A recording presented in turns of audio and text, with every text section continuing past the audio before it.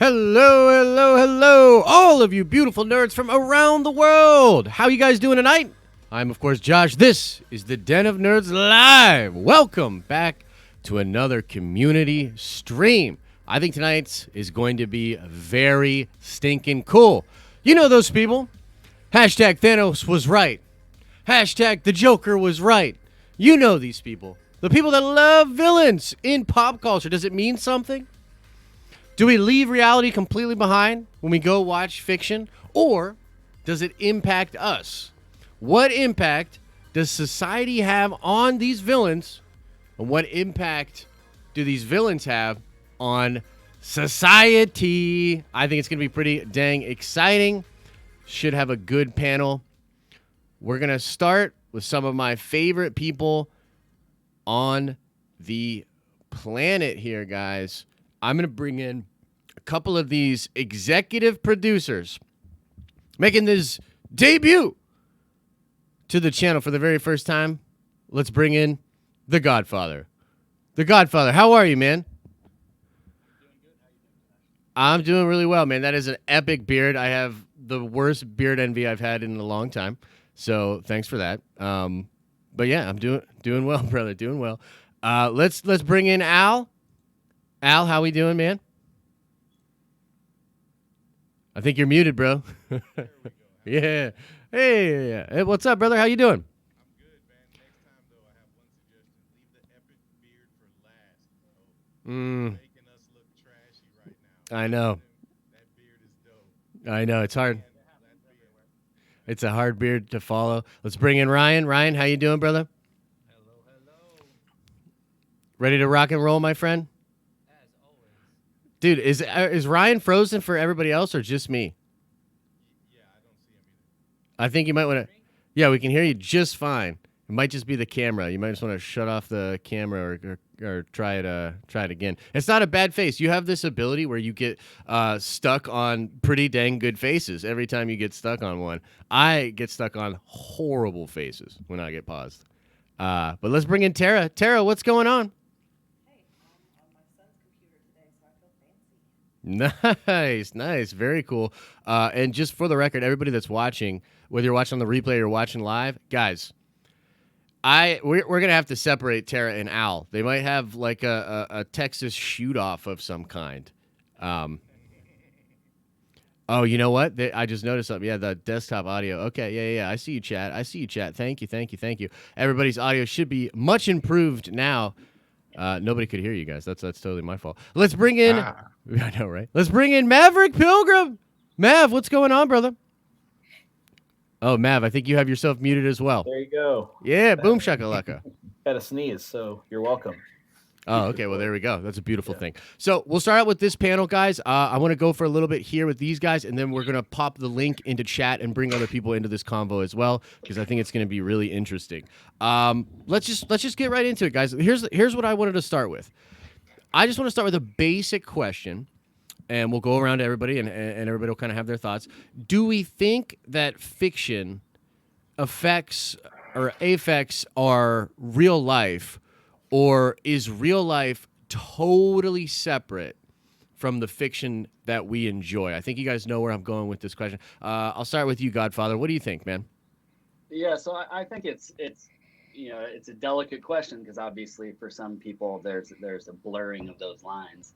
I think that as we live in two different worlds at once, the world we live in physically and the world that we choose to live in with our media and this beautiful world of nerddom that we have. I think it's a something that is individual, an individual question. But for me, I love the disconnect between the two. And we'll get into some of the villaindom in a little bit, but I find myself saying Hail Hydra more often than I would necessarily say in public. But it's more one of those things that my kids get it. It's fun to sit there and just lean over and say Hail Hydra to my son and have him get pissed off at me because of it. But it's an interesting world we live in. We got a lot of things that we can a lot of places to escape. Yeah, Dude, I feel you there. Al, what do you think, man? I think you have a strong opinion on this. Am I wrong? No, man. You spot on, bro. I think it definitely has. I think if we're talking about reality, I think it has bled over. But I really think, and without going too deep into it yet, it's really a sign of the times, if you will. I think back in the day, it really wasn't a question. It was like reality and fantasy or entertainment. There was a clear line between the two, but I think we've reached this point in society now where not only has that line been blurred, but I think you have people who are actively trying to bring fantasy in more into reality directly and vice versa. So I think it definitely at this point, yeah, they do definitely bleed over. Interesting. Mav, what do you think, man? Yeah, I think there's definitely some there's more of a blurry line today than there has been. I think a lot of it has to do with kind of a shift in society regarding um, sort of how we interact with one another, how we interact with our fiction. There are a lot of people who spend more time in their fiction than they do in their Mm. everyday life. Um, I mean, just it's a silly example. I remember playing just some racing video game for hours and hours and hours with my brother, and then I had to jump in the car to go get some food, and I had to reorient myself real quick. So I'm like, I can't just bounce off the side of the road. I had to shift real quick because if you're in there long enough, even though you know it's fiction, it's sort of like the more you say something, the more you start to believe it, even if you cognitively don't.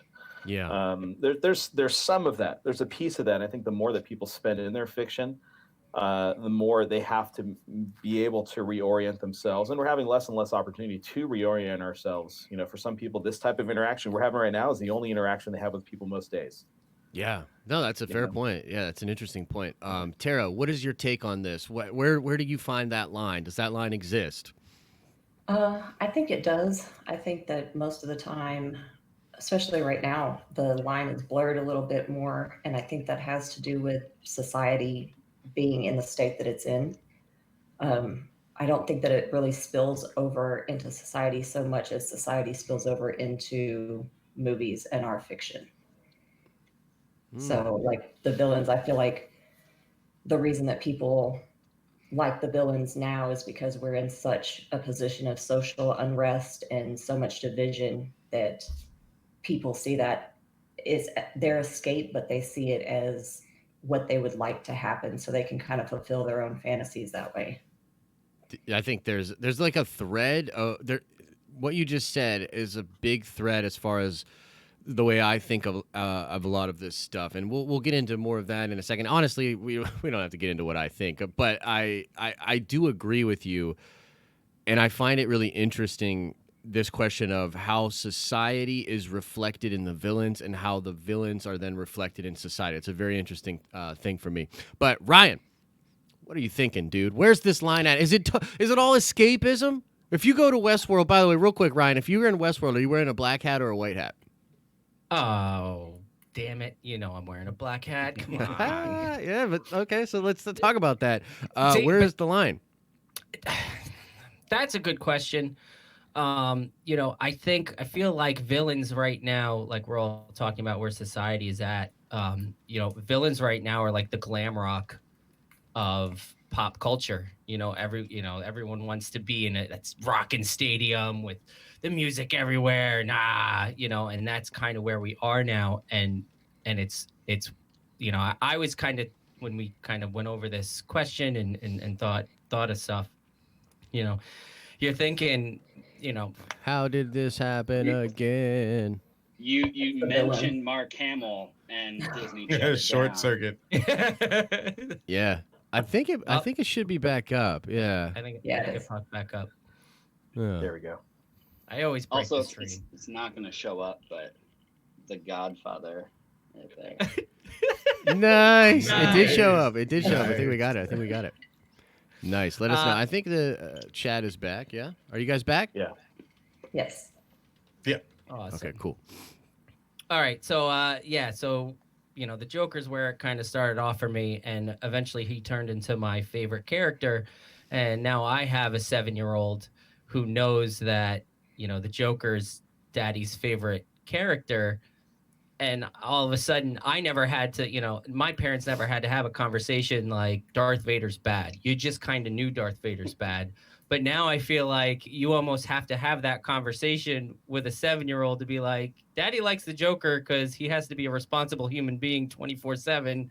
And, maybe in some fantasy world, he likes to dabble into like the chaos. like, Yeah. like, how do you have that? Or like, who would even think of having that conversation with their child? And Yeah. are we at that point where we might have to start having that conversation with someone? Like that's where my head's at. Yeah, dude, that's a great answer. We're getting into some really interesting stuff already. Let me just ask you this. This is a question I definitely wanted to ask of everyone because I think it's kind of interesting. What do you think about the people? I think we all know these people in our circles that really root for the villain. You know what I mean? Like the people out there that they're the type of people that they love the Empire, and like if you play a Star Wars game, they're gonna play the Empire. You know what I mean? Or if it's some kind of thing with Marvel heroes or villains, they're gonna pick the villains. Or they really love Joker, almost too much. We've all seen those people online that love Joker a little bit too much. You know what I mean? What does that mean? Anything? Does it mean anything about a person if they're one of those people that really likes that? Godfather, what do you think? I think it's something that, like I was saying, it's kind of nuanced where you have it's a personal position that someone takes, and obviously, like I like to root for, Hydra and Doctor Doom and Thanos and all of that, but it's more tongue in cheek.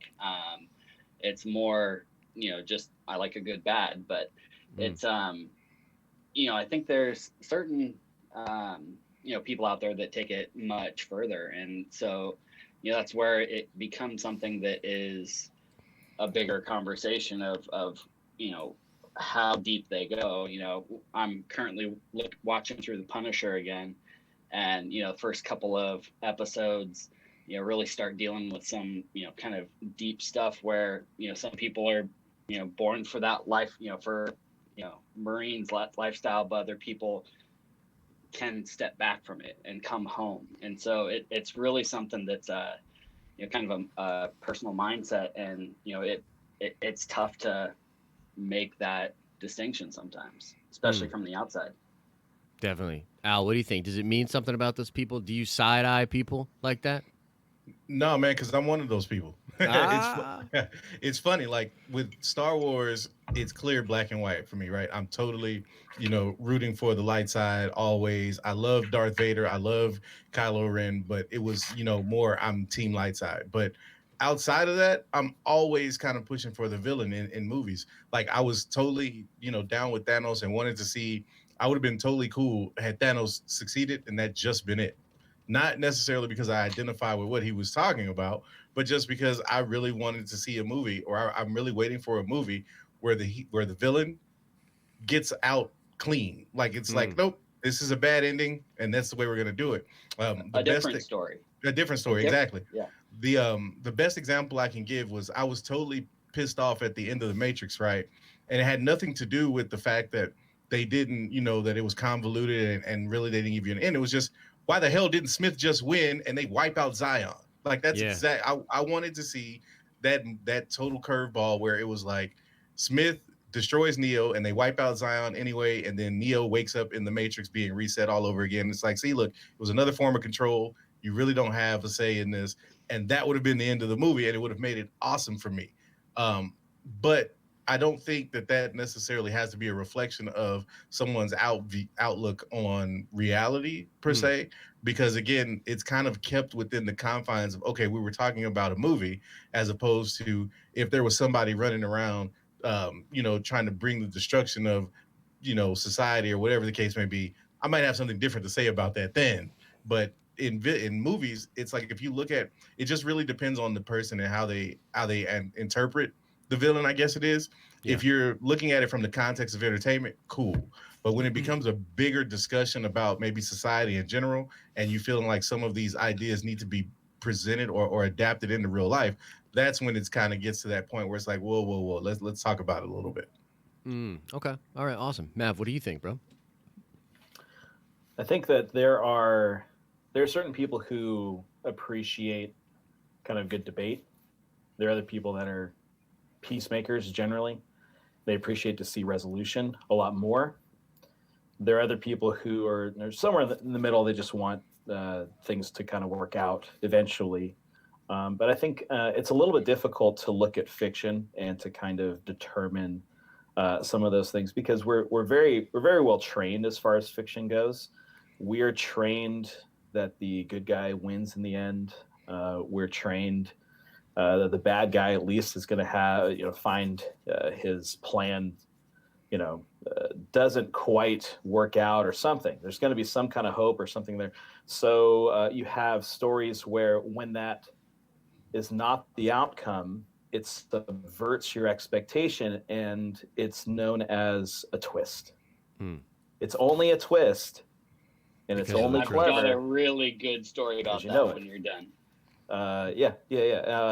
That's why twists work, because you know what's coming, and we like to know that it's coming. We like to know some of those things, and so there's some people who like the bad guys to succeed because it's way more interesting for the hero, whether they really realize that's really what they're hoping for or not. We're trained that way, so we want it to get as bad as possible, so the hero has way more to overcome.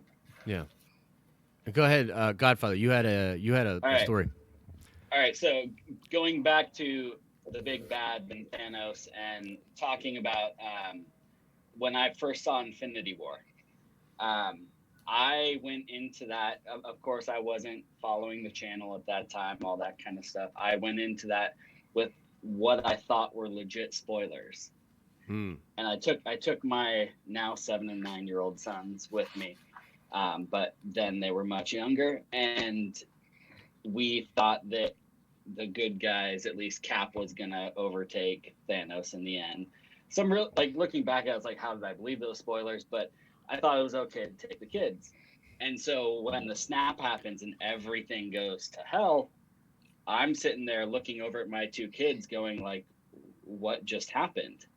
And so like the ultimate twist and the ultimate, like, getting to see that happen on a level with my kids and understanding that, like, yeah, I really enjoyed that moment, and I really enjoyed seeing something different. Yeah.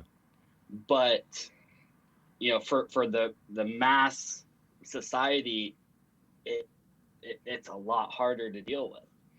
And especially like looking at these, all of these movies that are made for families and kids now, and it's like, realistically, it's like, can you really take that story and make it different enough so that there's not, it doesn't go too far? Yeah. And obviously, Endgame reconciled all that, but it was just a really interesting like year that had to live with, what's going to happen with all these heroes.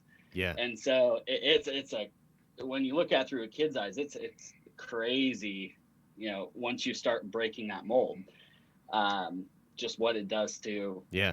Yeah. No, yeah, you and I talked about that a little bit before, that whole situation. And yeah, I think that's fascinating because I'm sure a lot of kids went through that, honestly. You know what I mean? Mine and I too. remember, yeah, like, dude, Mine the too. air, when that happened in Infinity War, the air got sucked out of the room. And, Yeah. they debated that heavily. I think up till 2 weeks before, they had a big discussion about it, actually, where they were going to pull that ending. They were going to change it. And they thought it was too risky. But, Tara, I want to go to you. Because you're one of these people that, no, you're not one of these people. But I just want to know about, what is it? Does it say something about a person when they're maybe a little too into the villains? If they're really, really cheering? If they, you know what I mean? Like, what does that say about a person? I've always been fascinated with people that get Joker tattoos. Do you have a Joker tattoo, Tara? I do. Okay. So this is a fascinating thing to me. So explain this a little bit to me. Do you think there's a line there? What do you think it means? I feel like this is a targeted question. Like, I feel like you guys should target it. But yeah, I root for the villains. Like Mav said, I think if the villain is better and you can feel empathy for the villain and understand them a little bit, then therefore the hero also has to kind of step up their game because you're feeling for the villain. So the hero has to be better, and it makes the story richer and it makes it better. And personally, I think that the psychology of villains is more realistic because it allows you to see real life is not all heroes and the good guys don't always win. Hmm. And so I'd rather see reality. And I think that higher intelligence allows you, once you get into a certain IQ level, you start to also kind of break down with social structure and you can go a little crazy. Being a psychology major, that, I understand that. So I, of course, Magneto's my favorite villain. Hmm. And any heroes or characters I love, they've always had that struggle within them. And it just makes them more relatable to me, I think, than the heroes like Captain America and Superman. I'm like, yeah, they're lame because, I just can't relate to being that good. Yeah. Yeah, no, that's an interesting question. So your answer is it doesn't mean anything except that they're awesome and super smart is kind of what you're saying, right? When people love Yeah, villains. I mean, some people are, the little small parts of society and they get obsessed. And obsession is different than being a fan of or rooting for. So Sure. that obsession, those people, they're the weirdos. But yeah, the fans, I think it doesn't mean too much. Awesome. Gotcha. Ryan, let us know what you think about this, man. Are people that get Joker tattoos like Tara, are they crazy? Are they dangerous? Are we in danger here? Yeah, Yeah. absolutely, they're dangerous, but no. Thanks, Ryan. But Only I if they're in like. Texas. I kind of like what Tara was saying about Magneto being her favorite because I feel like Magneto was one of the first like villains with a cause, and one of the first villains that actually had, a platform that was real. Like, he was fighting against hatred the wrong way, maybe, but it was still, he was fighting for something. And again, like Thanos was sort of fighting for something, but it was lazy. He was just, I just want to get rid of half the whatever. Where like a hero like Tony Stark is gonna think about a better way to fix a goal. So I know it does prove a point to say that the thicker a villain story is, the harder a hero has to work at a better outcome, Sure. and that's really key. I also, I think people should have to get a tattoo of their D&D alignment so we know what what kind of person we're talking to, when we're talking to people. I was actually going to bring that up because that's such an interesting facet to it as well. I think it is true that there is some kind of correlation. Here's my thing. Here's what I'll say. I think it means something. It is, of course, not the report card for the morality of a human being and how they're going to go out and interact. But I do think it means something. And I think I'm of the fan that there is no such thing as escapism. And I've read kind of literature on both sides of this, but I actually don't believe in escapism at all. I think even when you're, escaping, you're still experiencing that. It's still funneling through your consciousness and it's still affecting you in some way. Kind of like this idea that there is no such thing as a past, like that everything is kind of like present and it's affecting you.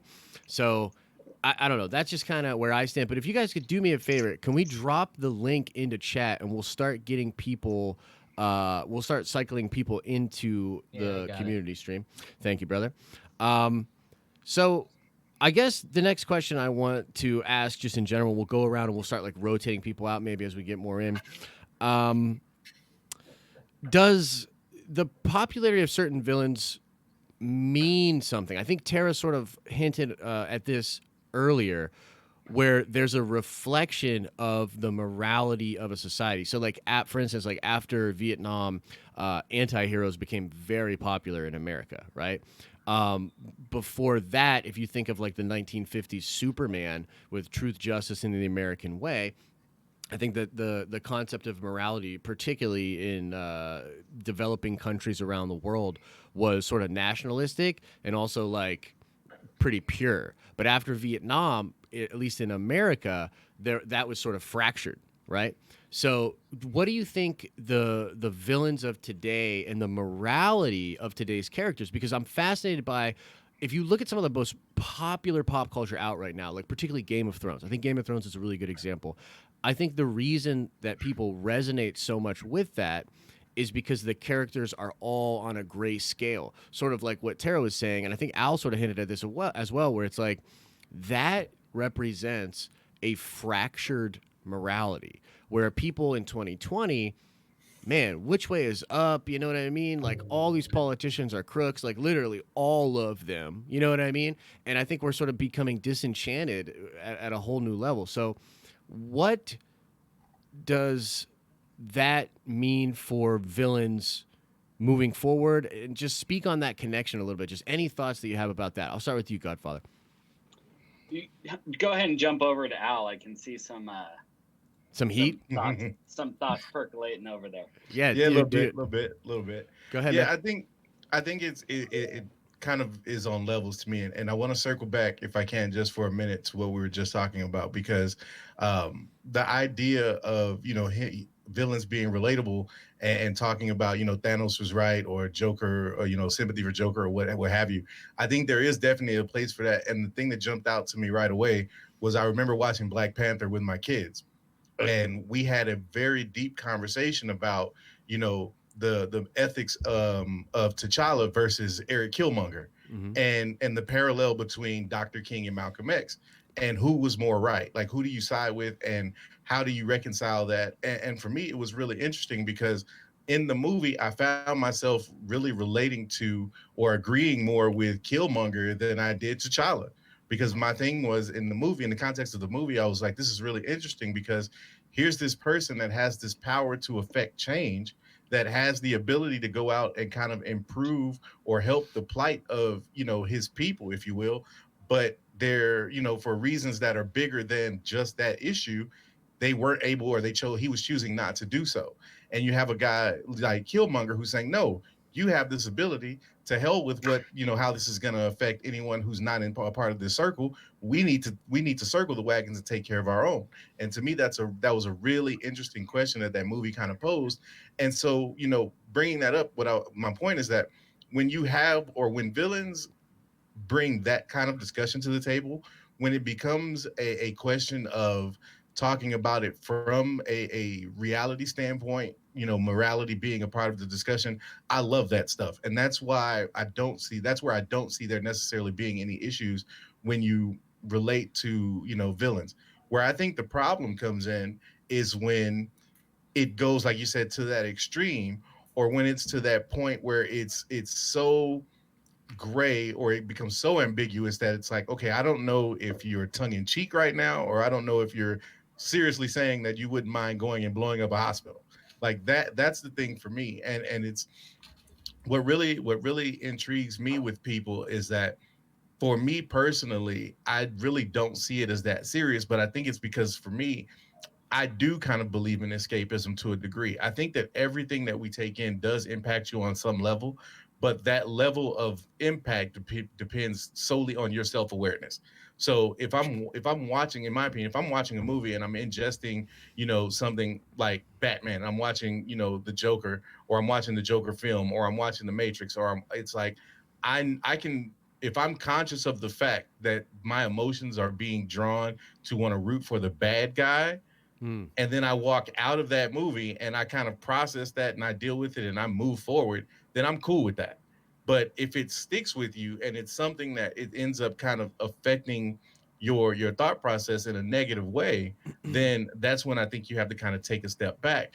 I think it's really cool with Tara because she's saying that she relates to their plight, that she's more able to identify with the villain, and I agree with that from that standpoint. I think villains, especially now, have gotten so interesting, so much more interesting than heroes in certain respects, Yeah. that you do find yourself kind of wanting to see more, or wanting to see them win, if you will, because they're more intriguing. We've had kind of the vanilla Captain America, Superman, and all of that, but I think that's where, people like Daredevil come into play, people like the Punisher, and it's like, these are those kind of those anti-heroes where it's like, oh snap, you can do good but be, chaotic in that process.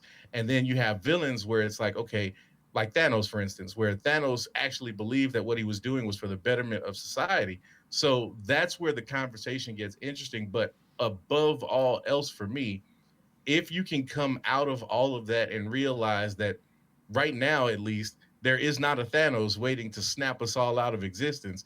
And that, while there may be people with thoughts like Joker, we're not, at least in my opinion, facing, the dawn of that type of a revolution. I don't think people are going out and wanting to go, I haven't seen a movie, so I don't know the ins and outs, but the point is, I don't think we have to worry about it on that level, but I do think it's something that we do need to be cognizant of.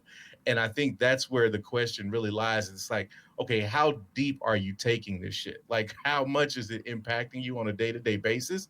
And if you're able to kind of unplug from that, then I still feel like you're okay in the long run. Hmm.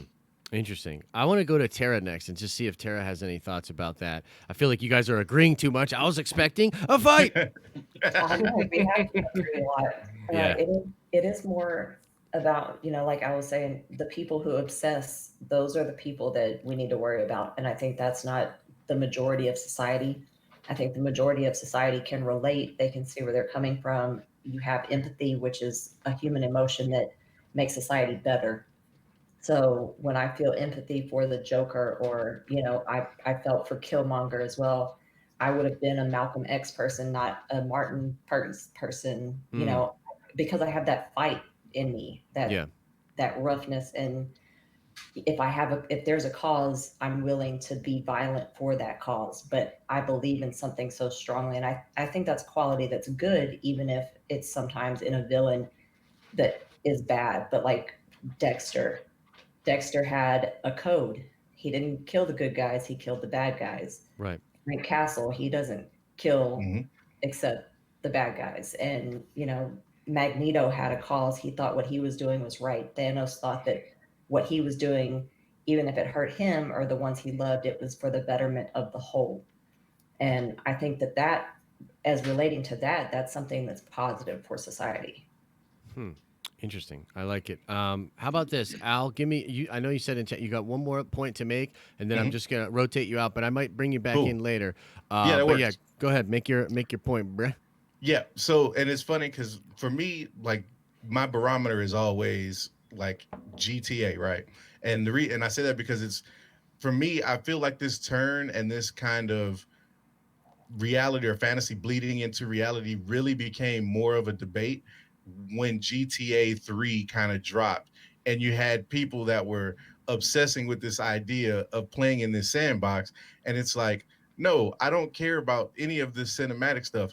I want to ride around and pick up prostitutes and then kill them when I'm done. Like, Yeah.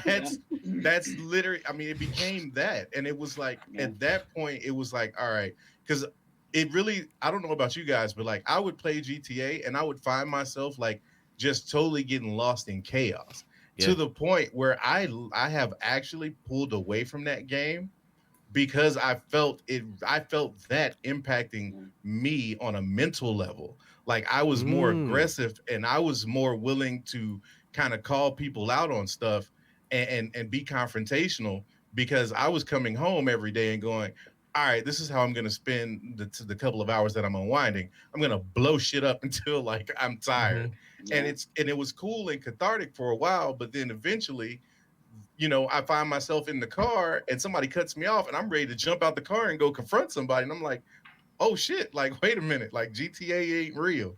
And so for me, it's like, that's that where I, when I mention being cognizant of how you're being affected, it's like you have to have the ability to understand if you're going a little too far or if it's impacting you a little too much. And if you don't have that, then that's where I feel like you're at risk of jumping off the deep end. And then that's when I would be worried about society. If we had more people saying we should have rules like GTA, then I'm like, all right, slow down, wait a minute, like, this shit's getting a little too serious. Yeah. But Yeah. it's not there yet.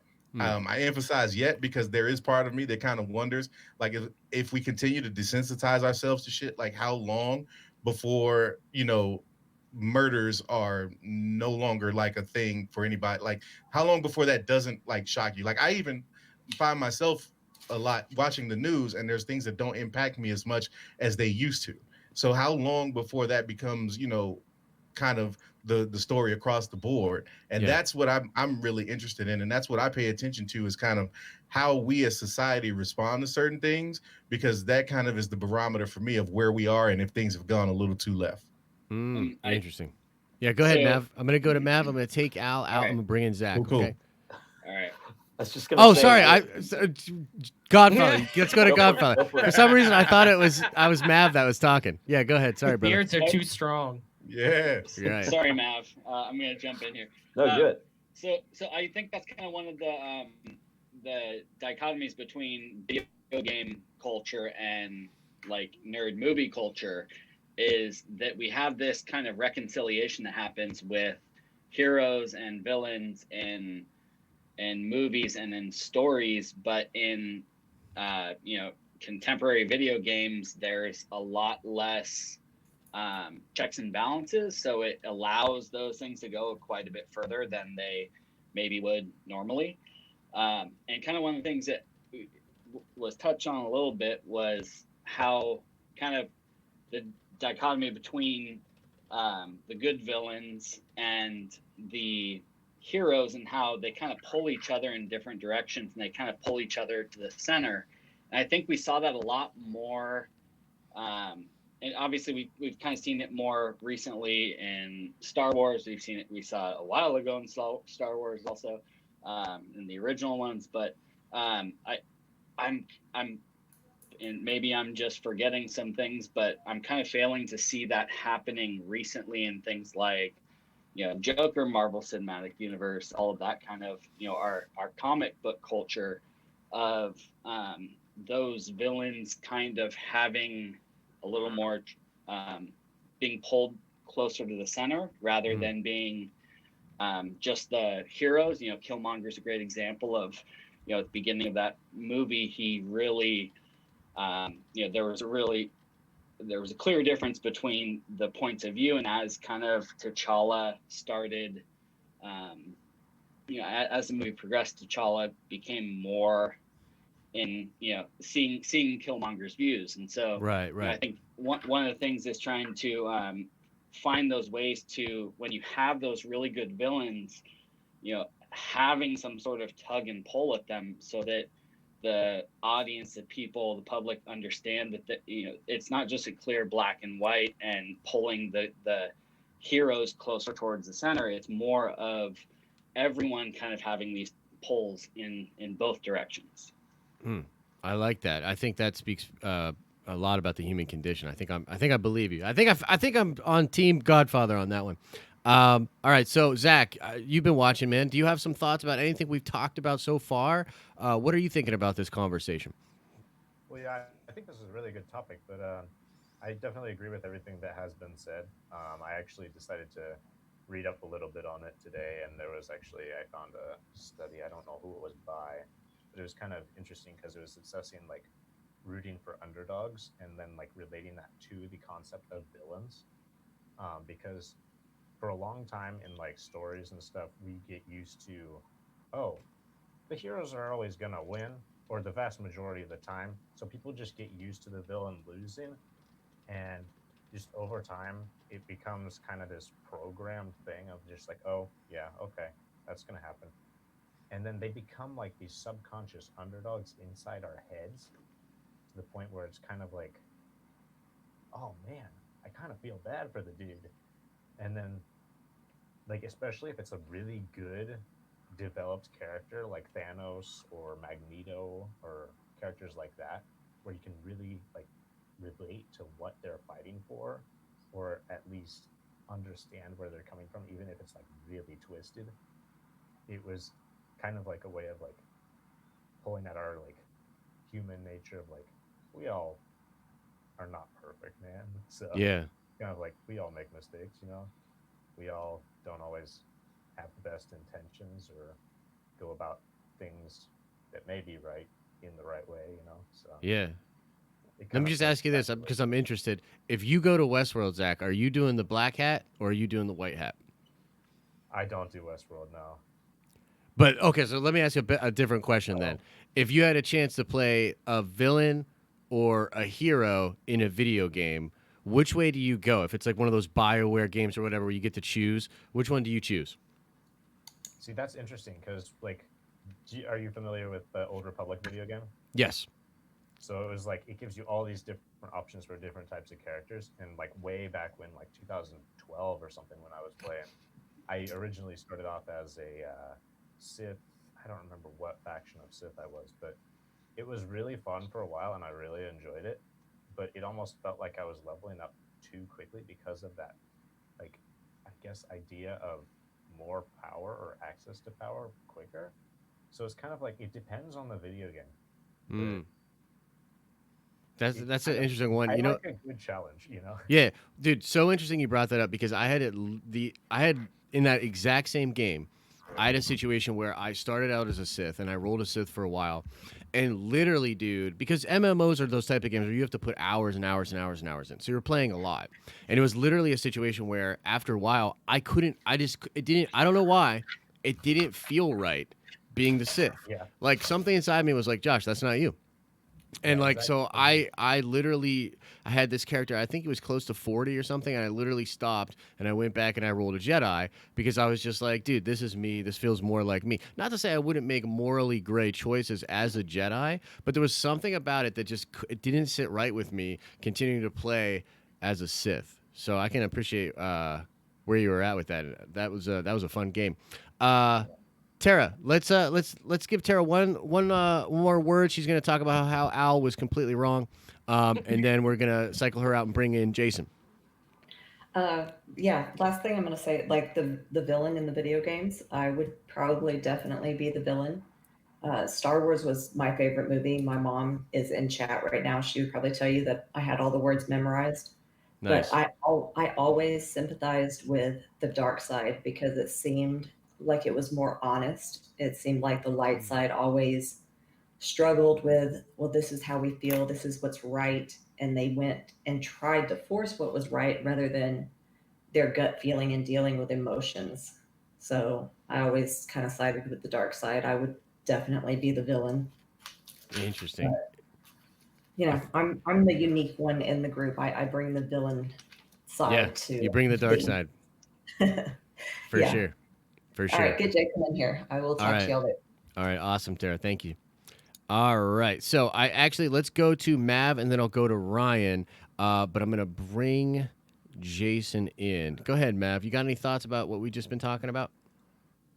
I think some of the choices between whether you'll be a hero, whether you be a villain, I think it does go back to some of the tropes, some of the stories. You think like, oh, I've been a hero a lot, I'll try being the villain. And I think there's been a string of really interesting stories that have come out that have highlighted the villain or the villain's journey. Um, the villain's always the hero of their own story. They don't really recognize they're the villain, and so you see something like Wicked, where we all of a sudden we have sympathy for the Wicked Witch of the West. And actually, what's a lot of times in these stories, what's happening is we're subverting the expectations. It goes back to a philosophical point, but classic horror, actually in reality, is not a lot like the horror that we have today. Horror in classic understanding was there's a monster, there's an insurmountable evil that is so horrible but has to be opposed. So in the old Nice. in the old vampire stories, right? Count Dracula, there's Van Helsing, right? There's an opposing force. Even with Frankenstein, Frankenstein's monster, there's an opposition there, and even there's some sympathy for the monster, but he's a monster, right? So there's these things, and it's very interesting because even for my own children, I have 4 kids. I think that horror is actually really important for them to understand because, like, if you look at old not nursery rhymes, old stories like Hansel and Gretel, that's a horrifying story. Yeah. What it does is it takes these really big, horrible things that are insurmountable for children, puts them in the story, and they can look at that story. They can see the beginning and the end. They can see a struggle, and they can see there's a good outcome. And what it does is it helps them then deal with a lot of things. Everything for a child is bigger than them. And so for a lot of stories, you have to see the struggle, and it has to be against something that's horrible for you to have a good outcome. And that's a lot of times I think why people root for the villains, because they want a more interesting story. They want the nuance and they want the darkness so that you can have a greater zenith at the end of the story. You can have a bigger ending, you have a better ending. I don't think any of us thought that in Endgame Thanos is going to win again. Yeah. Like Infinity War worked because it was a horrible ending, and we have another opportunity to win. We're like, I don't know how they're going to get through this one, you know? Yeah. No, I think that's a totally fair point. Ryan, you got some points here. What have you been thinking over there, man? I know you just want to talk about the Joker. Go ahead. Yeah. I know I'm not like moderating, but a question that keeps coming up in my head right now is kind of like, is it kind of a showing of the times that, back in the early days of comics and storytelling on like a visual platform and things like that, that there was a good and an opposing and an evil and an opposing force. And now we're at a point where, we need to understand the villain more than him just being a monster or a demon or something like how do we see that playing out today? Like, is that something our culture is now more understanding? We want the desire to want to have more information, even about the villains, even about the Wicked Witch. Why was she like that? Like, Right. is that due to maybe an oversaturation of heroes, and now we want to understand the villain? Yeah. And is that even a good thing? Yeah. Like, is it better that we just we knew Captain America was fighting Hydra and the Nazis, and that's what we wanted, and that's good in itself because it's clear and there's no gray area. Like, you kind of know. Is it the job of things like comics and movies to maybe show us, say, this is what is right, instead of pushing the story and have it being the onus of the individual? I think that's a really interesting question. Anybody got a thought? Anybody want to hop in on that? I can hop in there. I was just starting to think about how the discussion about when we were talking about Killmonger and Black Panther, and how the dichotomy between Malcolm X and Martin Luther King, and the whole idea of, it's not that one side is necessarily completely wrong. It's more about helping us reconcile the differences that are becoming more polarized in society today, and helping to kind of build the bridge between those two. I think there's a really good opportunity for comics and movies and popular culture to help kind of bridge that, where in reality it's so divided currently, and it has been That's for a such a long good point. time. But Yeah. I think really talking about that, how those different viewpoints have merit in and of themselves, and how they're not necessarily right or wrong, but they're differing viewpoints on how to approach the same struggle.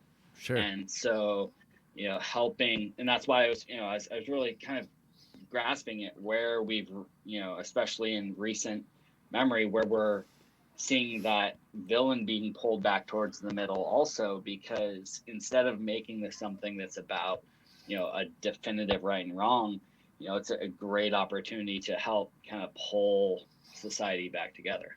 Yeah, I love the idea that you sort of just brought up with, if you juxtapose how, what Ryan's kind of talking about is that maybe as a culture we're more interested in understanding the villains to try to find the root of what makes a villain, what is wrong really.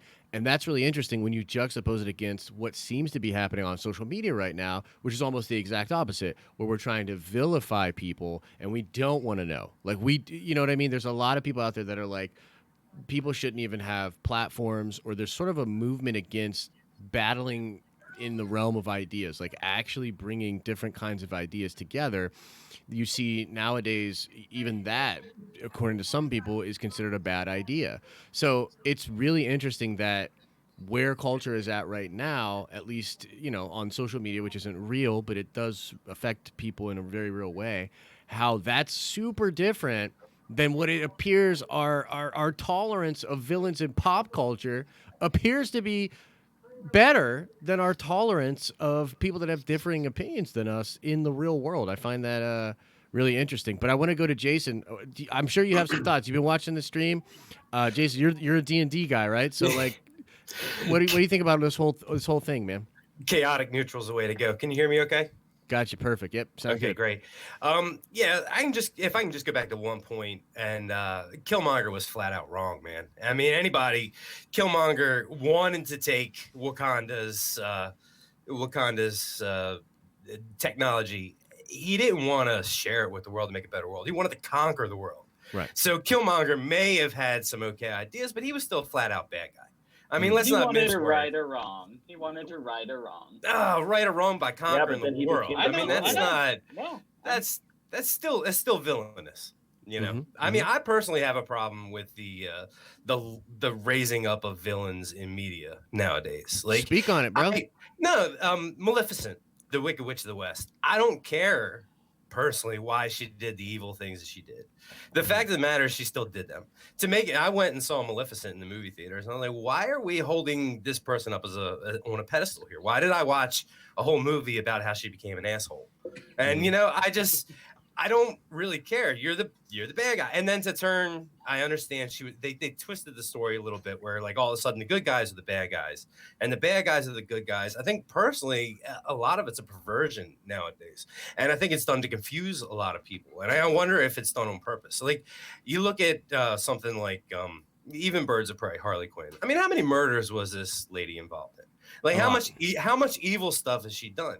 But she's got friggin' Halloween costumes, Daddy's Little Monster. The girls want to be Harley Quinn. You don't really want to be Harley Quinn. I think that at some point we have to watch who we idolize. And I'm not saying that I don't want to sound like somebody I'm not thumping like a Bible here or anything, but I think that you have to watch who we put up on pedestals in media. Like it's okay to create a movie. So Thanos is an example of sort of walking the line. Like, yes, I want to know what made Thanos, but to say Thanos was right and Thanos should be like, yeah, he had the right idea. I mean, he's still wrong.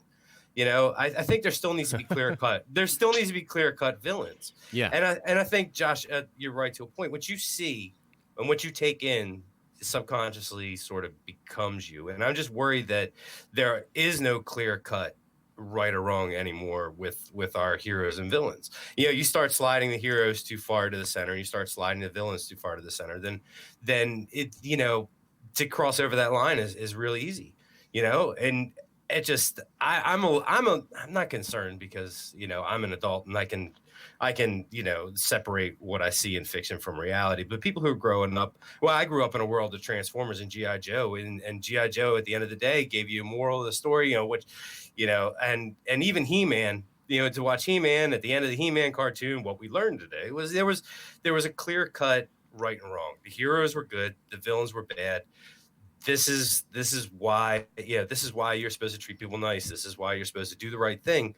There wasn't this guy was really hurt when he was younger, so this is why he took it out on everybody else. And we have to understand, okay, if you want to understand why that person got like this, that's fine. But take it to sort of help out somebody who may start going through that to get it before the point where they have to take it out on somebody else and feel like, well, I was wrong, so I should be looked at like I'm a villain. I'm not a villain. I'm a victim myself. I may be rambling a little bit here, but I'm not sure that taking the villain and making them the hero is necessarily like a great thing. Yeah. I'm not exactly sure. So I'm going to go out on a limb here, Jason, and say you are not a fan of Raylo. Oh my God. Look, I mean, I would have, and here's another thing. I'm not a fan of Anakin either. And I think there's I think there's a difference between being forgiven for your actions and being redeemed. Sure. Anakin was never redeemed. He wasn't. He shouldn't have been redeemed, frankly. As much as he did for the 2 second or 10-second act of him chucking the Emperor down the shaft, that doesn't make up for anything. Like, Yeah. I don't care what your intentions are. Besides, you go back to Empire Strikes Back. He told Luke he wanted to do it. He said, join me, come be by my side. We'll overthrow the Emperor and we'll rule together like see his father and son. So he just did what he said he was going to do. Like, he was never really redeemed. But then to think like a character like that, well, because you threw the Emperor down the steps, all is forgiven. You're great. You're redeemed. No, you're not. You're not redeemed at all. You may be forgiven by the Force, but you're not redeemed. And I think it would have been an interesting story to see Ben's redemption, where he had to come back and stand in front of the entire galaxy and say, I did this. I'm sorry. I'm willing to pay my penance. That would have been interesting to see. Then I would have accepted the Raylo, I guess. But but as it stands, no. The man, I mean, he had a couple good scenes, the shoulder shrug. That was nice to see, but he wasn't redeemed. And no, I'm not a fan of Raylo. Yeah, no, I got it. And look, I appreciate your perspective on it. Does anybody want to jump in? I know Al and Tara both want to get back into the stream and argue with you. But does anybody on stream want to say something about that? Yeah, some of it has to do with clever perspective as well. Remember, we're telling stories, and we're telling every story is a philosophy that's kind of going. Has anyone read the short story Omega Man? Or seen the either the Charlton Heston or the Will Smith version? I don't think so. No. Who has? I saw someone said yep. No, maybe it's on the stream. But the story, the kind of the idea. Well, I don't want to ruin for you, but the story is basically at the end you find out that this whole time the hero is spoiler warning. Yeah, spoiler warning. The hero is the villain. The whole time because of perspective, and all of a sudden you're like, oh my goodness, it's like go back to video games. I think all of us would kill them and go, how many hundreds of thousands of Nazis and how many video games, because you don't care. Yeah, you don't care. They're bad guys, and so you just mow them down. They're not real people. It's why in World War I, when we sent the first wave over to go fight in Europe, they were terrible because we used targets. So when they actually had to shoot a person, they couldn't shoot a person. Yeah. So then they switched the targets to the actual silhouette of a person. Then we started getting some good sharpshooters because that's interesting, past right? the first like, oh, I can't shoot a person, right? We're kind of dissolving into something else. But some of it has to do with perspective, and that perspective is on purpose as a storyteller. Right? Yeah, I totally appreciate that. I will say this about Jason's comments. I find it so fascinating because this is often something I bring up in the difference between the morality in Star Wars, or at least the traditional morality in Star Wars, which is a mythic morality, versus like a postmodern reality. And I almost feel like they're different dishes, or they're different rides at the theme park, and you have to be this tall to really get the value of certain postmodern stuff. You know what I mean? And I think on a base level, the morality in something like Star Wars, although maybe not as interesting, is possibly more important, and the way that that's all kind of tied together. As far as the Anakin thing is concerned, part of me, the reason that I think what that means, because like there's always this diegetic thing, like what does it mean within the story world, but then like what does it mean in the mythological sense? And I think that obviously Vader's situation really has more to do with Luke than it does have to do with Vader. But even in that situation, I believe that the lesson is that if you're in this position where sometimes the greatest sin is omission. And like if there was a real world example of it, it would be like the right-hand man of like a very bad gangster that's doing like horrible things, right? And then if that person in all these different moments decides to just watch this horrible stuff happen, they don't do anything, and then it's all of a sudden like enough is enough, and they take that action to eliminate that person or that thing that's continuing to perpetuate all this evil, it doesn't redeem them. Like, I agree with you, but it is the better option. And so I think what George is trying to convey there, or really like what the myth is trying to convey, is that in those situations, the right thing to do is to use the evil, use the monster, and destroy another monster. It doesn't redeem you, but it is way better than standing by and allowing oblivion to just happen. Do you know what I mean? So I don't know. That's just kind of where I'm at with it. Jason, do you have some thoughts about that? Yeah, I mean, speaking specifically, sure. Of course, you know, at the end of the day, if even as an evil character, if you take that step to do the one thing that's right, that's great. But you know, where you get people holding Anakin up as this, you know, this savior figure, well, he was totally redeemed in that one act, which kind of leads into everybody's upset that his arc was destroyed. I don't feel like his arc was destroyed, but because I don't feel like he should have ever been given that pedestal. Quite frankly, I'm glad he chucked the emperor down the well, which is, you know, it's a great thing that he did at that moment, but it doesn't make up for he wasn't redeemed, so to speak.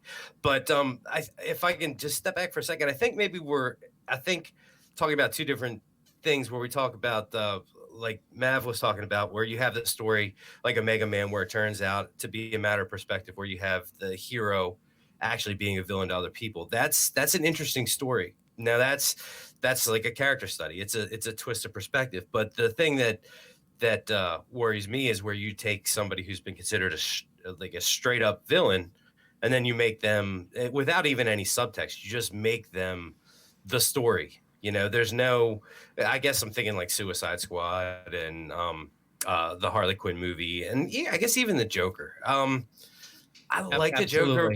I like the Joker, but it didn't, to me, it felt like a completely repurposed script that just stuck the Joker in there, because I didn't feel like it was a Joker origin story at all. This person never at any point in time, I did not feel like he could mentally go toe to toe with Batman.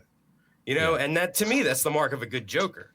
He has to be able, he's never going to be able to beat Batman, but he has to be able to go toe to toe with him mentally. And I didn't feel like this character, Arthur Fleck, could ever have done that. So to me, it didn't really feel like a Joker origin story.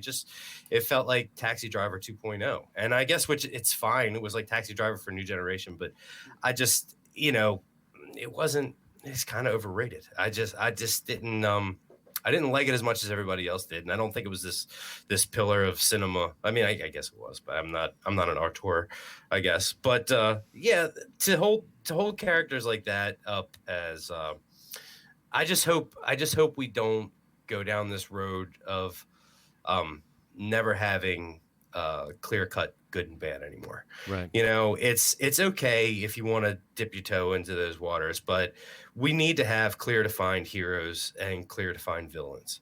Yeah. And I think you need that in hero movies. You need it in comic book movies. You need it. You need that. And I just hope that doesn't go away with this new craze of pulling everybody towards the center, because I feel like people look to those things and they use them as examples. You know, you use cinema as an example, and I don't want it to get pulled to the center where everything's a mush of gray and there's no clear cut right and wrong anymore.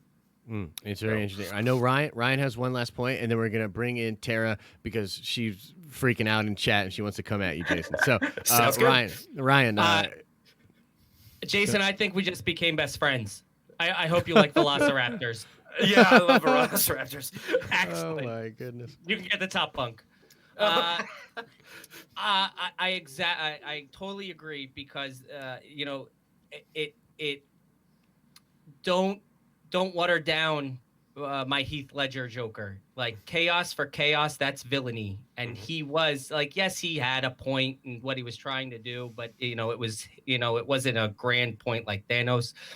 But that was chaos, and that's what he envelops and to try to not, sound like a horrible human being, like, don't humanize that by doing what the Joker did. It humanized him and made you feel sympathy and, oh, okay, like he had mental issues and this, that, and a third.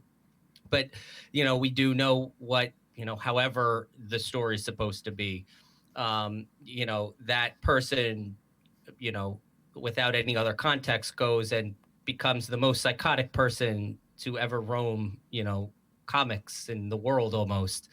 And that, like, to have that clear defined chaos for one side and then the gray area on the other, that I agree. I don't think that's good. I think you need to keep, those characters are like that. Don't try to get too artsy with it. Like, I understand what they did and they made $1 billion. Good for them. But as a whole, you're screwing around with characters. And they got quite a few awards for it also. Yeah, right. They did.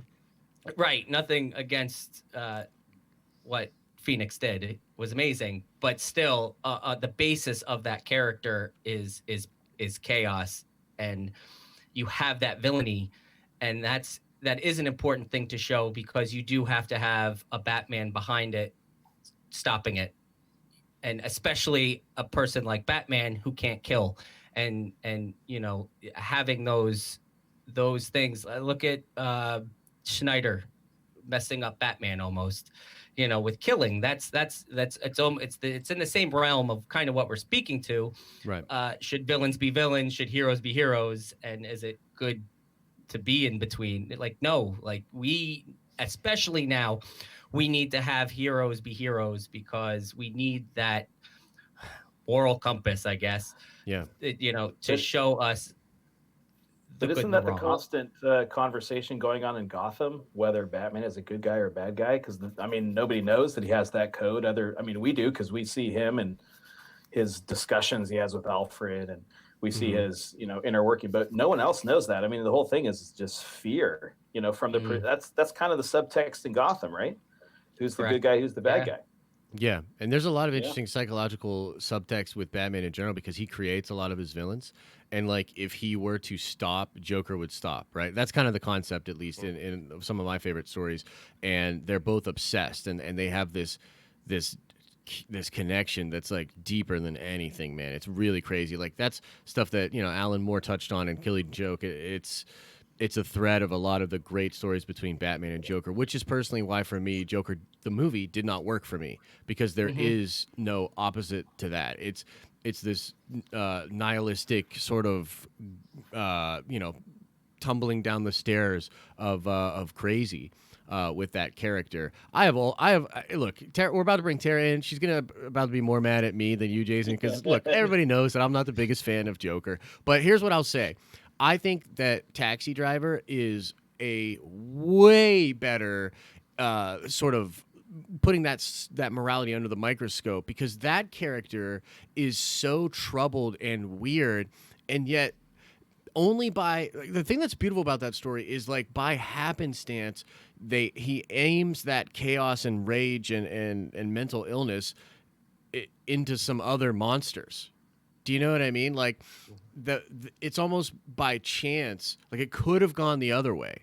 And I think that's a more interesting thing to think about, is like, okay, this character was very close to being a horrible villain. And then that would have been the story about him. That would have been who he was.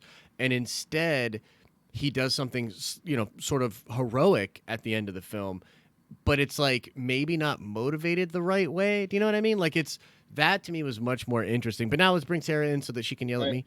But before Tara jumps in, you can bring her in, because she'll want to talk about what I'm going to say.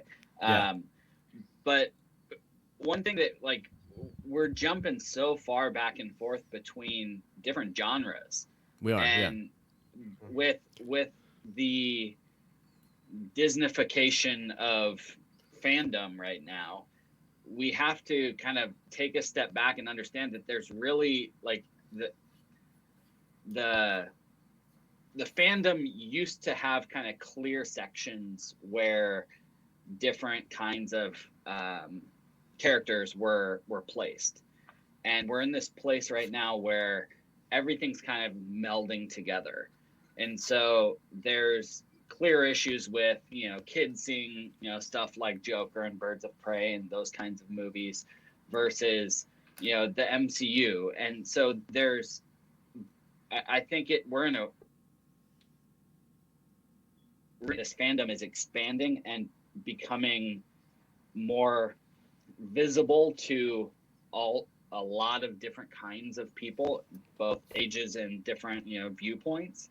And so there's always been kind of these different stories that have been kind of segmented throughout fandom, but now everything's on a global scale. And so we can talk about Joker and, what that does for a certain portion of society versus, the Killmonger Black Panther discussion about kind of, seeing both sides of the issues, and they're completely different they're targeted to completely different demographics. Sure.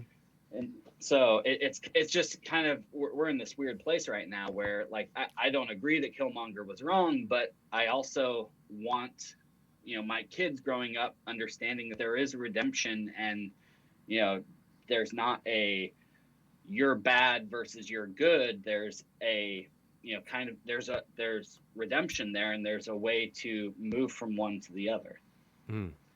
Interesting, for sure. Tara, what do you think? You can yell at me, or you can yell at Jason, or take your pick. I got notes for everybody. So, Godfather, I'll go since you just said that. I have my kids are 14 and 12, and I take them to see all the movies, but I'm kind of a different parent. I don't think that protecting them or hiding them from something like this or what's in movies these days or reality is something that's going to help them. I think that just feeds their curiosity.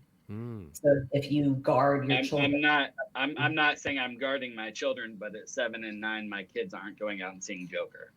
So yes, I mean, they're getting different things at school, and I understand that, but it's those movies are not designed for 9-year-olds. Yeah, well, I mean, I met Tobin Bell, who was, the guy in Saw, and my kids were probably 5 and 7 when they met him, and they had seen all the Saw movies. So, bad shit happens in the world, and so that, I mean, that's a difference, and it's not right or wrong, but I think that it is important that they know that there is a redemption scale, that you can do bad and still be redeemed in the end, because I have done a lot of bad shit in my life, and that doesn't define who I am today. It did get me to who I am today because I have gained wisdom through that.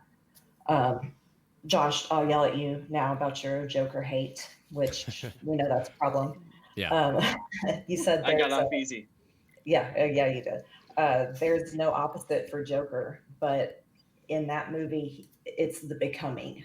So it's the how and the why Joker, or the Joker movement, or whoever's going to be the Joker. It's kind of what created that movement, which is for Batman, his mom and dad being killed. Right. It's how he grew up. So, and we don't have that story for Batman. We've never had a movie of the becoming. Let's go through I guess Gotham kind of went through his childhood with Alfred and, his parents being killed, but that's why Joker doesn't have that, an opposite, because it was in his mind. Why is he this way? Why did he become this way? So we can understand kind of his movement. And Jason, I just disagree with, we agree in chat all the time, and I'm hearing you talk and I'm like, what are you talking about? But I just wanted to bring up the point that you said it doesn't matter why they do what they do, just the fact that they do it. And for that, I just want to bring up the fact that in law, there is homicide, there's manslaughter, and there's self-defense. And the difference between the three of those is the why.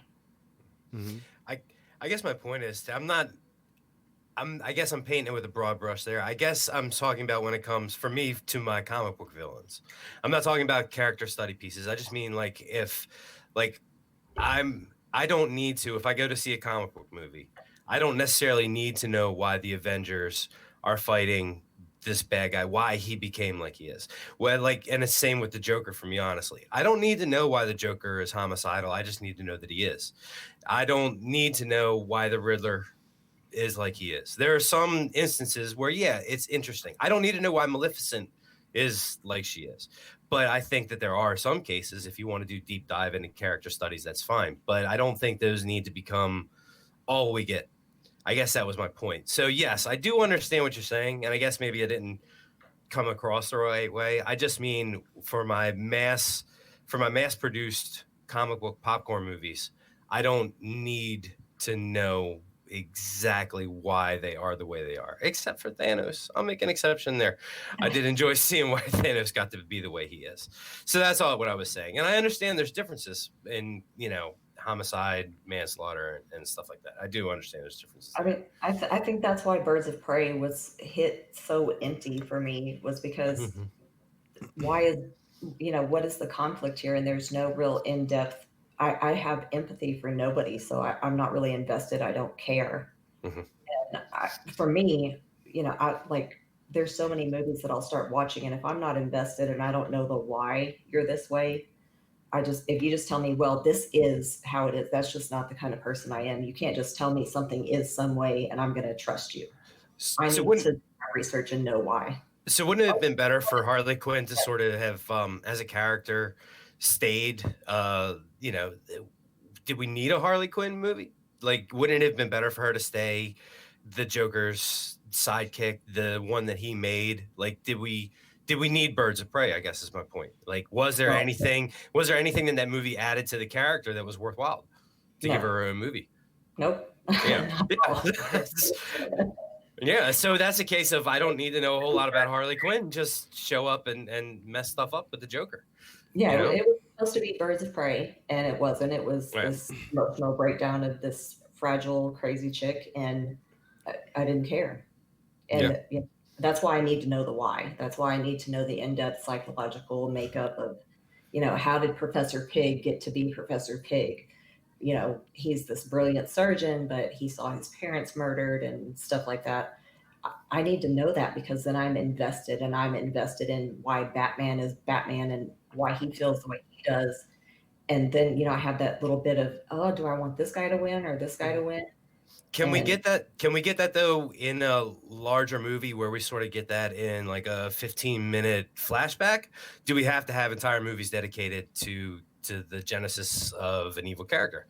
I mean, unless it's something super like as I wouldn't even know how to judge it. But can we get those? Because we used to get those flashbacks, of how the character became what he is, and they were sort of done in flashbacks, and I always thought that was enough for me to sort of recognize where somebody was coming from in some instances, like especially with Bruce Wayne, like his parents were killed in an alley, boom, flash forward to when he's an adult. Joker falls in a vat of acid, bad stuff happens to him, boom, he's a homicidal maniac. I don't know how much of that we need unless it's like an extremely interesting story, but yeah, that's just me. What I see is that it's looking for a new type of story. Mhm. And I totally understand, like, not wanting to spend a lot of time on those characters or wanting to understand them without getting into a whole movie about them. But I think it goes back to kind of what was discussed earlier of wanting to get a new kind of story rather than just the same tropes that happen over and over and over again. And I think that that's how this genre gets stale, is if it's just the same tropes. Whereas giving a different way to tell the story, a different story to tell, I understand where you're coming from. I just see it as a way to keep things fresh. Yeah. Yeah, I don't know That's true. if Joker would have made $1 billion, regardless of what kind of movie it is and if you enjoy the movie. I don't know if it would have made $1 billion if we didn't have 23 Marvel movies ahead of it that told the story a certain way, and then Joker told the story a different way. I just don't know if you'd have the same success. It was maybe perfect timing for that movie to be released. Yeah, I would agree with that. Sort of like counter programming in some ways. Zach, I want to go to you, man, because you've been quietly taking notes, and I'm sure you're ready to school everybody. But no, just in general, what are some of your thoughts about these discussions? I mean, like, I think this is an awesome discussion. And by the way, I don't think we're not going to walk out of here with like one clear cut answer. We're like, we figured it out. You know what I mean? I don't think that's what it's about. It's about getting into this pithy kind of stuff, like trying to sort it out. But do you have any thoughts, Zach, about anything that we've been going on about? Oh yeah, definitely. I think Tara had a lot of very good things to say. Definitely, and Jason as well. I definitely think a certain amount of development for the villain is definitely at least needed or wanted highly by most of us. At least to understand a little bit, so that there's not just like a plot hole of like, oh, where'd this guy come from, But at the same time, it's kind of like, I don't need to understand everything either. Yeah. Unless it's like one of those characters. I don't know, like Thanos in Infinity War. Infinity War was, one could say, a perfectly balanced movie. Ah, Hey, um, where they it's just as much an Avengers movie as it is a Thanos movie, I guess. as all things should be. yeah. But yeah, they use it in a way that focuses just as much on him as it does on the Avengers, and they make it work so well because it's developing him alongside giving backstory to Gamora and more story and more emotional context to Thor and stuff like that. And it's just, it makes it interesting on both levels for a wider variety of people, so that they can develop a villain so well while still focusing on the heroes just as much as well. So I think that's like a really good example of, as I said, a balanced story where it's like the right amount of everything. Um, and there's like, of course, other like situations where it's like in TV shows, they will dive more in depth. Like there will be like an episode or whatever that goes into Right. the backstory of Like Gus, the Gus episode in Breaking Bad always gets me because he's for Mhm. so long in that show. You're just like, dude, this motherfucker. And then like later on, when you get that, you still don't forgive him, but when you kind of understand a little bit more of where he's coming from. Yeah, exactly. Yeah. There's too much agreeing going on this panel. We need to there needs to be more blood. Go ahead, Jason. Get the blood started. No, I think it's okay to understand the villain. And I guess the larger picture is like, we can understand them all they want, but they still have to be the villain, you know? And I know the villains here are their own story, but give me my villains bad, you know, and keep them bad. Like, you know, redeem the occasional villain, but let's just keep villains evil, you know? And it's okay to understand where they come from, but at the end of the day, I'm not rooting for them. I'm just not, But because like the but purpose. but isn't that kind of where we are? We have a couple of villains that have been vindicated or explained, and for the most part, everything else has gone the way of the usual trope. Yeah, yeah. For now, yeah. I think I'm struggling. Let's see. Oh, look at Loki. Loki's yeah. a great example. Yeah. Loki had a redemption arc though. I felt Loki's redemption arc. Like I got enough time to see him do evil and then turn around and do good. So I think Loki is the example of someone who has been redeemed and was given an appropriate amount of time to have a redemption arc.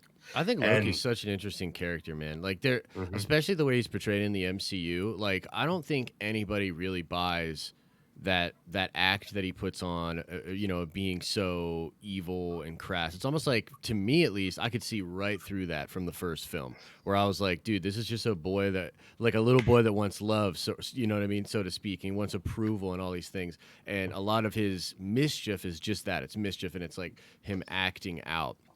Well, I'm really hoping that we're going to get to see that in the series, because the Loki that is in the series is the one that's supposed to be the one that disappeared with Tesseract in Endgame, right? Yep. Yep. So what that means is he was still, you know, the whole theory of him being under control of the Mind Stone and all of that. He should still, in theory, be in that mindset, Right. in the series. So we should get some nice, good, you know, Loki bad guy scenes. Well, what about Snape? Snape's an interesting one. Yeah, I mean he's an interesting villain for sure. Yeah, I don't know. Is he a villain? I Is mean, Snape a villain?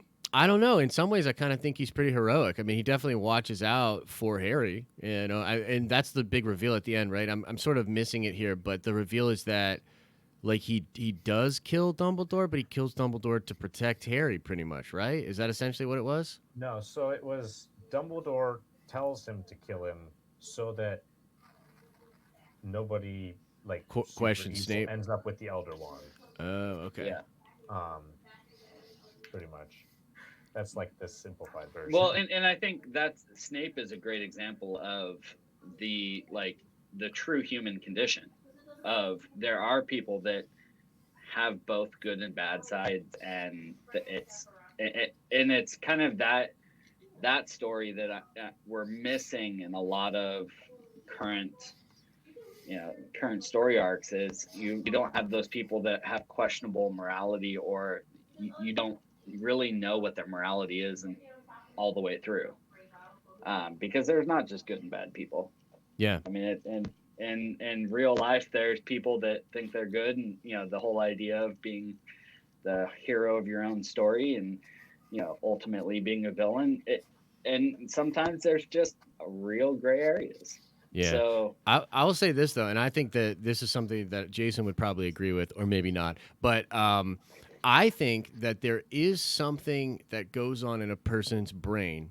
And when you hold up a hero or hold up the example of a hero in your head, like I remember watching this speech the psychologist was giving about, like, as absurd as it is, if you walked around all day with the thought in your head, or sort of like living out the fantasy that you're Batman, and that this you in the street clothes and you doing this thing is actually not really you, and then behind it all, in this reserved way, you're this figure of morality, that would literally have an effect on how you interacted with other human beings and the things that you did.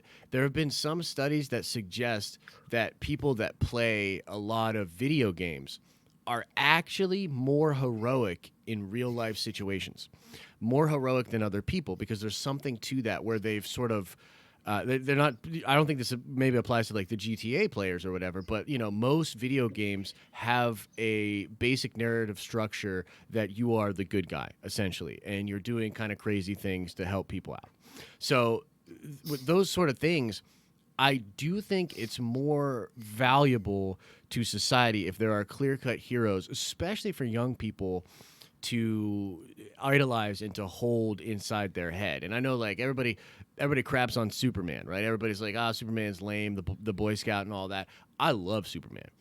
I absolutely love Superman. And I wish more people loved Superman and realized why he is actually the hero of all time. And I think if people held that idea in their head a little bit more, and literally, like I said, that those bracelets, like what would Jesus do, or like what would Spider-Man do, or what would Superman do? I'm gonna trust a person with that bracelet way more than I'm gonna trust a person that has like what would Joker do, even if it's not necessarily a reflection of their actual morality. And I don't know if anybody has any thoughts about that. We would in real life, Josh. The funny thing is, no one knows what Joker's gonna do. Yeah, that's fair. And I get what you're saying, because what you take in is you view life through this lens. You sort of get programmed to a certain extent, and I think maybe that applies more to young people than adults. But yeah, like you create this reality for yourself by taking in, I'm the hero. You sort of imagine yourself doing these heroic things, and I could see, like, I haven't read that, but I could see where that is a thing where somebody who spends most of their time thinking in a heroic fashion, like, if I was in this situation, this is what I would like to do, I think they would be more inclined to subconsciously react in a heroic fashion if they were put in one of those situations. I could see where that would be, to see that would be a real thing. I haven't read the study, but yeah, that resonates. Yeah. Al, I know you've had some thoughts, bruh. I know you got some thoughts over there. How much time do we have? No. We're going to probably go 10, 15 more minutes. Yeah, no, all good. No, I just want to hit on a couple of things. Look at how my scenario has gone from sunshine to darkness. This is true. It's a sign. Nice. No doubt. Well, yeah, I think, first of all, I want to say Anakin was redeemed, sir. Anakin was redeemed. Period, point blank. No. No. But I look at it like this, right? It is, and Anakin is kind of for me, the quintessential version of this topic, really, for me, because I grew up a Star Wars fan, and for all intents and purposes, Darth Vader was the quintessential evil to me. Like, this dude was going around blowing up planets. He was, willing to destroy his son. Then he went to try to pull his son over, but it was all a manipulative thing. And I was like, nope, this dude was evil. at the end, and I was just like Jason. I was like, you know what? No, at the end of the day, I don't care that he threw the Emperor down the shaft. He was evil. He needed to die. Luke beat him. Good triumphed. Yay. Then the prequels happened. And the funny Wait, thing wait, is, you're basing anything on the prequels? I base Oh, everything we're on the prequel prequels, sympathizers. sir. We're prequel I'm a- sympathizers over Hey, here. I am a prequel fan, sir, and Jar Jar is the most underappreciated character in Star Wars. Oh, I Jar said Jar it. is the key to all this. He most certainly is. When are we gonna get our Jar Jar video? Our I'm- Jar Jar community stream? that's Oh, actually a man. great video. We should be working on that. Let me get started, bro. But yeah, but the funny thing was the prequels kind of dropped right as I was making, I guess, that transition from being a teenager into like an adult. And it was around that time where you're starting to kind of shape what you feel your kind of your morality is as an adult, where you are, how you see the world. And what resonated with me with Anakin wasn't the fact that I felt like, oh, he was right this whole time, but rather the fact that I understood where this turn came from. And it's interesting because to me it's the complete opposite end of the spectrum from what Jason was talking about. Anakin started out a Jedi who had, this clear cut reality painted for him by, Qui-Gon and the Jedi Council, where they were like, Sith are completely evil, the Jedi are always right, and these are the tenets of a Jedi in order for you to remain good. They wanted him to cut himself off from humanity, from his feelings, from his emotions, and so on. They wanted him to have no attachment, and he did that. But the result of those choices, and of course some of the things that he did as well, but those choices effectively pushed him to do this ultimately evil act, all in the name of saving the woman he loved. Like for him, this was all about him wanting to save Padme and the depths that he would go in order to do that. So then when he made that decision, it's like, crap. Again, that doesn't make him okay by any means. That's not me saying, oh, I understand why he did it, so it makes it all right. But what it does is when you get to the end and you see Return of the Jedi, you realize this dude was just flat out confused. He didn't understand, or he didn't have kind of the proper knowledge in order to make the right decisions, because for the first half of his life he was given this black and white kind of picture of the world. And to me that kind of lit a light bulb up for me as a kid, or as an adult, because I was like, oh snap, it isn't just black and white. The world is not just good and evil. There are good people who do evil things, and evil people who are responsible for some of the greatest things that happen in the history of the world in some instances. And you see that throughout history with entertainers. You see it with people. It's like and I hate to go down this rabbit or go down this, but I'll throw it out there anyway. It's kind of like the whole situation with people who love and appreciate R. Kelly music, right? It's like everybody's like, oh, R. Kelly's this great songwriter, singer, and then it's like, and then I grab oh, my but what about all of Beretta. this? Yeah, exactly, right. But then it's like, oh, but are we not going to talk about this whole scandal and all of these allegations? Are we just going to sweep that under the rug? Same thing with somebody like a Kobe Bryant. Does that one negative act basically negate going forward, like everything or anything successful that you've done? Like it's an interesting question, and It's a fair again, question. and I'll say this, Jason, as well. I agree with you on the Birds of Prey and kind of setting those limits for your children and things like that. I wouldn't take my kids to go see a Joker movie. I wouldn't take my kids necessarily to go see Birds of Prey. I don't necessarily fault Tara. I think that she's wrong in that, because I think for me, it's not a question of me saying that's not mature or that's too mature for my children. I just know that my children's temperament is they're not at the level to be able to receive that and understand what they're watching. Like my daughter was an emotional wreck watching The Rise of Skywalker. Like she was all over the place. And that kind of confirmed for me, okay, we can't really, like she's not ready to go that deep yet. But it's like the danger for me is when you have that perspective of, I just want my heroes and my villains and I want it to be completely black or white. The fear for that in my eyes comes from Star Wars. It's like, then you run the risk of becoming the very thing you swore to destroy. Because if you don't have any understanding of where, in my opinion, at least, if you don't have that understanding of where this person's coming from or what drove them to make these decisions, how do you guard yourself against doing the same thing? Mm. Like, how do you know I'm not going to be Anakin Skywalker if you don't know what led Anakin Skywalker to being Darth Vader? And so that's where the intriguing part comes for me. And um, I wanted to touch on another point too that Josh brought up. Like I was mentioning the GTA thing and how I would go in there and just completely cause chaos. That's like the only game that I pull that kind of shit in. Mm. Any game that gives you a morality choice, even when I try to force myself to go down that bad path because I want to play that out and see how it is, Yeah. I like something in me inherently makes me end up coming back towards neutral. Like Yeah. almost every game that I play, I end up usually the morality counters like right smack dab in the middle. And that's like really who, like how I kind of look at myself is I'm a sum of both sides. I've got some things that I've done in my life that are awesome. I've done some shit in my life that I'm not really proud of. But though all of those experiences have helped me to become the person who I am. And I think that allows me to protect myself going forward from doing boneheaded stuff, in the future. So for me, it's like I don't want to be spoon fed who my heroes and my villains are. I want to have the ability to kind of make that distinction for myself. Because again, if I'm just accepting from the premise, okay, this is my hero, this is my villain, who knows if the person that's telling that story has the same morality set that I do? So for Right. them, that might be their hero. That might be, they may be sitting on one side of an argument where I might, if I might want to sit on a completely different side if I have that understanding. And so for me, it's like villain worship to me is not the same as villain empathy. I can empathize with Thanos or the Joker all day long. Am I going to say that I want to see that come to fruition or I want them to win every time? Hell no. I still want to see my heroes conquer evil and win and have my nice little happy ending, with the exception of the Matrix, because I think that would have been dope had Smith totally wiped everybody out.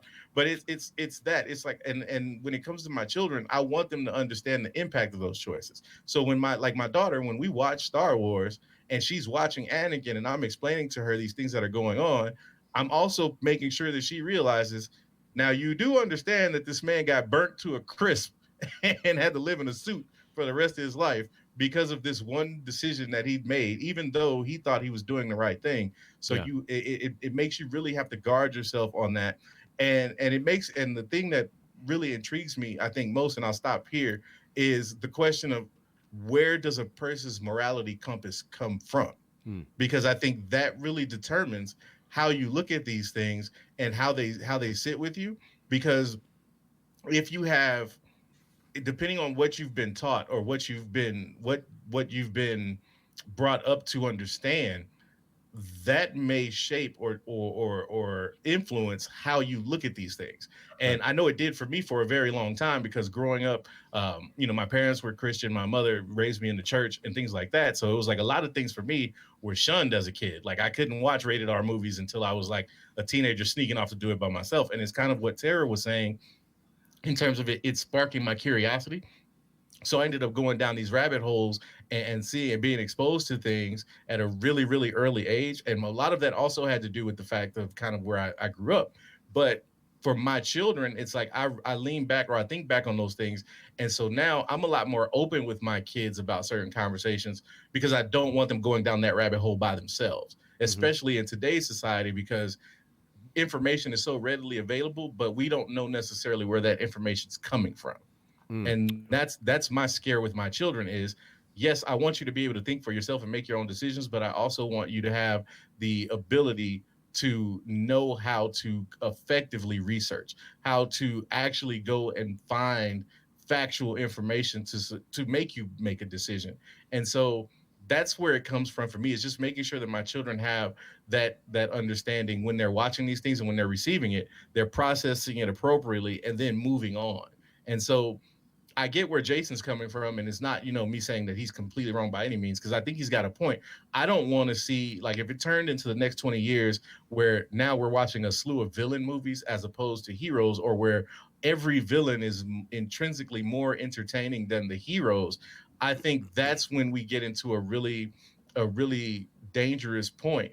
But as long as there's still that ability to understand that at the end of the day, good has to triumph evil, then I'm cool with that. And it's just, and we can continue to have that conversation, going forward on good versus evil and where we fall in that spectrum. But I think at the end of the day, it's all about making sure you understand kind of the why in all of this. Yeah. And as long as we get MODOK in here soon, everything will be okay, because Yeah. MODOK's such a great villain for reminding everyone about humanity and how much MODOK is not humanity. So I think we got a lot of great villains that are going to be coming into the fold here real soon. Oh yeah. But we can definitely go down that rabbit hole real quick. Yeah. This might be a continuation. We might have to do a sort of a more continued discussion about this, or refine the point in some way moving forward, because I think it's fascinating. And I think that, there was a lot of good stuff that was spoken on tonight, and it is really interesting. I'm not even sure how I feel about it walking away from this. I've got a great thing to end on. So Let's do it. Whenever you're ready to end, just go let ahead. me know. Yeah, that's fine. We can cut it here.